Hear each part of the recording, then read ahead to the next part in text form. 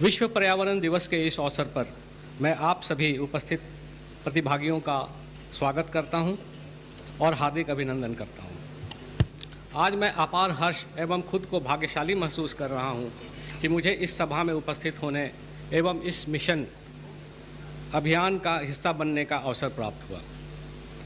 Lifestyle for environment अर्थात पर्यावरण के लिए जीवन शैली, यही मिशन लाइफ है। इस अभियान का उद्देश्य जनसाधारण एवं प्रत्येक नागरिक के बीच जागरूकता बढ़ाना है, जिससे वे अपनी जीवन शैली में थोड़ी थोड़ी सावधानियां एवं बदलाव लाकर अपने वातावरण एवं पृथ्वी के पर्यावरण में महत्वपूर्ण बदलाव ला सकते हैं। यह अभियान गहन रूप से पिछले 1 महीने से चल रहा है, जिसका लक्ष्य सभी जिलों में ज़्यादा से ज़्यादा लोगों तक मिशन का संदेश पहुंचाने का रहा। उनमें मिशन के उद्देश्यों के प्रति जिम्मेवारी की भावना को प्रोत्साहित किया गया तथा रोज़मर्रा के जीवन में मिशन लाइफ के मूलभूत भावना एवं मूल्यों को अपनाने हेतु प्रेरित किया गया। इस सत्र में आपकी उपस्थिति बहुत महत्व है, जो इन प्रयासों पर आपके समर्थन को प्रदर्शित करती है। मैं इस अवसर पर आप सभी से अपील एवं अनुरोध करना चाहूँगा कि इस महान अभियान के साथ मिलकर अपना योगदान दें तथा सरकार द्वारा शुरू की गई इस पहल को बढ़ावा दें।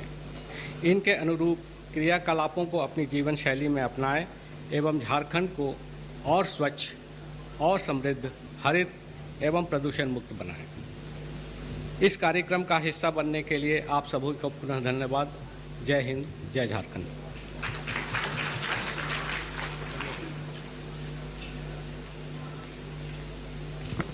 स्वागत संबोधन के लिए बहुत बहुत धन्यवाद सर।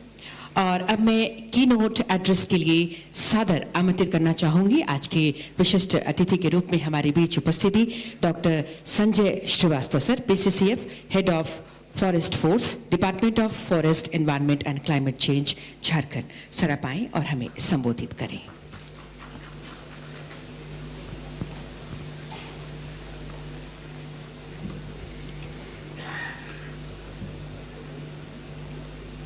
आज के समारोह के मुख्य अतिथि माननीय मंत्री कृषि, पशुपालन एवं सहकारिता श्री बादल पत्रलेख जी,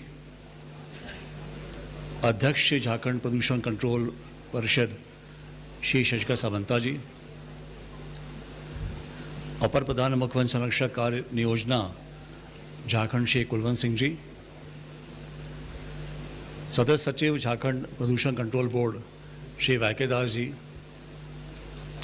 सभा में उपस्थित सभी वन अधिकारी, विभिन्न विभागों और ऑर्गेनाइजेशन से आए हुए उनके प्रतिनिधि, corporates, joint forest management committees के मेंबर, स्कूल के प्रतिनिधि, बच्चे, प्रेस एवं मीडिया, आप सभी को मेरा जोहार, नमस्कार। जब हम विश्व पर्यावरण दिवस की बात करते हैं, और जैसे कि आपको पता है कि इसका जो थीम है बीट प्लास्टिक पोल्यूशन, तो 2 कीवर्ड समझ में आते हैं, एक तो प्लास्टिक पोल्यूशन, दूसरा एनवायरनमेंट।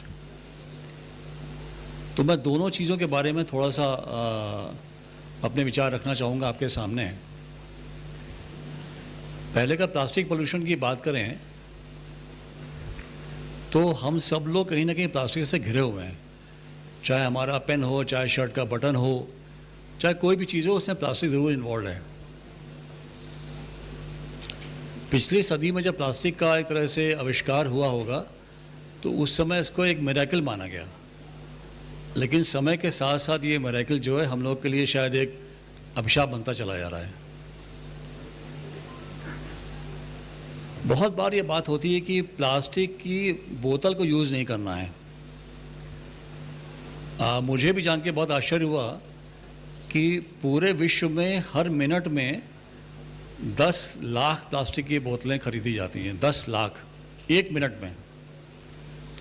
तो अगर इसको गुणा कर लें एक दिन में तो करीब करीब 130 करोड़ के आसपास बनता है, which is a huge number.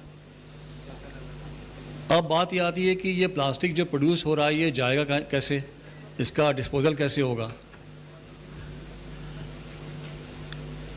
40 crore ton plastic जो है वो हर साल पैदा होता है, 40 करोड़ टन। इसमें से आधा प्लास्टिक ऐसा है जो सिंगल यूज़ है, इसका दोबारा कभी यूज़ नहीं होगा। तो सिंगल यूज़ प्लास्टिक जब हमने एक बार यूज़ कर लिया तो इसका डिस्पोज़ल कैसे करेंगे, वो एक घोर समस्या है। अगर डिस्पोज़ल के बारे में देखें तो हार्डली 10% ही डिस्पोज ऑफ हो पाता, बाकी 90% नहीं होता। अब ये प्लास्टिक का जो कचरा है, जो वेस्ट है, इसको या तो हम जला देंगे या दबा देंगे या पानी में फेंक देंगे, 2 ही 3 तरीके हैं। अगर जला देंगे तो इससे जो गैसेस निकलेंगी वो वैसी हानिकारक हैं। क्लाइमेट चेंज आप जानते हैं कि तेज़ी से बढ़ता चला जा रहा है। मेरे जो इस सेशन के पहले जो स्पीकर थे वो बता रहे थे कि क्लाइमेट चेंज और झारखंड की वनरेबिलिटी के बारे में बात हो रही थी, और जैसा कि उन्होंने बताया कि झारखंड पूरे देश में सबसे अधिक क्लाइमेट वनरेबल स्टेट आंका गया है भारत सरकार के द्वारा। तो अगर प्लास्टिक का जो एक तरह से डिस्पोज़ल है वो इस माध्यम से करेंगे तो बहुत नुकसान है। अगर इसको पानी में फेंकेंगे या समुद्र में, नदी में बहा देंगे तो वहाँ भी समाप्त नहीं होगा ये। एक मैं कहीं एक रिसर्च पढ़ रहा था कि जो प्लास्टिक पानी में जाता है उसका कितना दुष्प्रभाव पड़ रहा है वहाँ के जीव जंतुओं पे।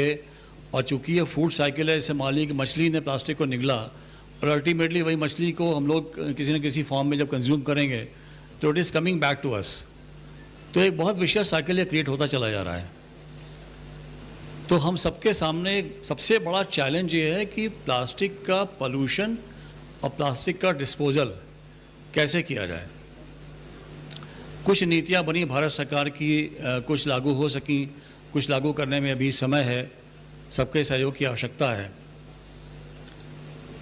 जब तक हम और आप इसमें जागरूक नहीं होंगे तब तक इसको इम्प्लीमेंट कर पाना बहुत मुश्किल है। एक मैं बहुत आपको साधारण सी बात बताता हूँ कि भारत सरकार ने जितने भी एक्ट और रूल बनाए आज तक, उसमें से 200 एक्ट और रूल्स में पर्यावरण, एनवायरनमेंट का नाम लिखा हुआ है। 200 एक्ट या रूल्स में इस कदर जो हम लोग पर्यावरण के बारे में रूल्स रेगुलेशन बनाते चले आ रहे हैं, इसकी आवश्यकता शायद नहीं थी अगर हम लोग शुरू के 5-10 एक्ट को ठीक से इम्प्लीमेंट कर देते।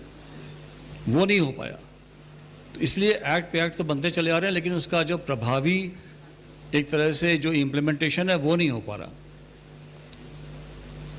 तो इन सब चीज़ों पे ध्यान देने की हम सबको बहुत ज़रूरत है। कुछ अच्छे एग्जाम्पल्स हैं, जो बेस्ट प्रैक्टिसेस हैं, जो हम लोग को देश में देखने को मिलती है। कुछ समय पहले मैं इंदौर शहर गया था, तो मैंने वहाँ पे देखा कि जो टूरिस्ट पब्लिक प्लेसेस में जो बेंचेस या चेयर से बैठते हैं वो बहुत अच्छी दिख रही थी और बहुत बढ़िया तरह से उसको बना के पेंट किया हुआ था। तो बाद में बताया कि वो प्लास्टिक से प्रोसेस्ड हैं, यानी कि प्लास्टिक का जो वेस्ट इंदौर के म्यूनिसिपल कॉर्पोरेशन ने कलेक्ट किया, उसको प्रोसेस करने के बाद, उसको कंप्रेस करने के बाद उसकी चेयर्स, टेबल्स बनाई और बेंचेस बनाई, जो एक बहुत अच्छा तरीका है रिसाइकिल करने का। तो एक तो इससे ये साबित हुआ कि प्लास्टिक को अगर हम रिसाइकिल करेंगे तो एक बहुत अच्छा परिणाम निकल सकता है। उसका जो एक नेगेटिव इम्पैक्ट है प्लास्टिक पोल्यूशन का, वो कुछ हद तक कम हो सकता है। कुछ ऐसी कंपनीज़ हैं जिन्होंने इसमें बहुत अच्छी पहल करी है, जैसे डाबर ने ये डिक्लेयर कर दिया कि जितना भी हम प्लास्टिक यूज़ करेंगे उसको हम डिस्पोज आउट नहीं करेंगे, उसको हम रीयूज़ करेंगे, रिसाइकिल करेंगे, जो कि बहुत अच्छी एक पहल, बहुत अच्छी शुरुआत है। भारतवर्ष में यूएनडीपी के सहयोग से एक प्लास्टिक वेस्ट मैनेजमेंट प्रोग्राम भी चल रहा है, जिसमें कि मुझे लगता है कि शायद 80,000 मेट्रिक टन के आसपास प्लास्टिक उन्होंने प्रोसेस कर लिया है। तो ये छोटे छोटे कुछ एग्जाम्पल्स हैं जो हम लोग को करना चाहिए। आज के दिन जो हम लोग मना रहे हैं विश्व पर्यावरण दिवस, ये इसकी 50वीं वर्षगांठ है, और हर वर्षगांठ पे हम लोग ऐसे एकत्रित होते हैं और ऐसी एक संकल्प लेते हैं, शपथ लेते हैं कि हम इसको बचाव करेंगे, हम पेड़ लगाएंगे, वातावरण को प्रदूषित नहीं होने देंगे। लेकिन शायद अपने दिलों में झांक के हम सबको देखना चाहिए कि जो हमने शपथ 5 जून को ली थी पिछले साल 2022 में, उसमें हम एज ए इंडिविजुअल कितने खरे उतरे। ये इंट्रोस्पेक्शन हम सबको करना चाहिए। क्योंकि 50 वर्ष का समय कम नहीं होता। अब सामने चैलेंज किया है कि ये जो दिक्कतें हैं बढ़ती चली जा रही हैं, जैसे वनों पे जो एक दबाव है या वनों की जो क्वालिटी है वो कहीं कम हो रही है क्योंकि दबाव है, पेड़ भी कट रहे हैं। पेड़ इसलिए कट रहे हैं क्योंकि विकास चाहिए। रांची शहर में देखें तो सड़कों का चौड़ीकरण, फ्लाईओवर का निर्माण, तो जो पुराने पेड़ थे 60-70 साल पुराने पेड़ वो काटने पड़े क्योंकि हमको फ्लाईओवर की आवश्यकता थी। तो रांची का वातावरण इस तरह से कहीं प्रदूषित होगा। अब मान लीजिए हमने पेड़ लगा भी दिया तो उस पेड़ को एक प्रॉपर शेप में आने में 50-60 साल लगता है। तब तक के लिए वो सिर्फ प्लांटेशन है, वो फॉरेस्ट नहीं बन सकता।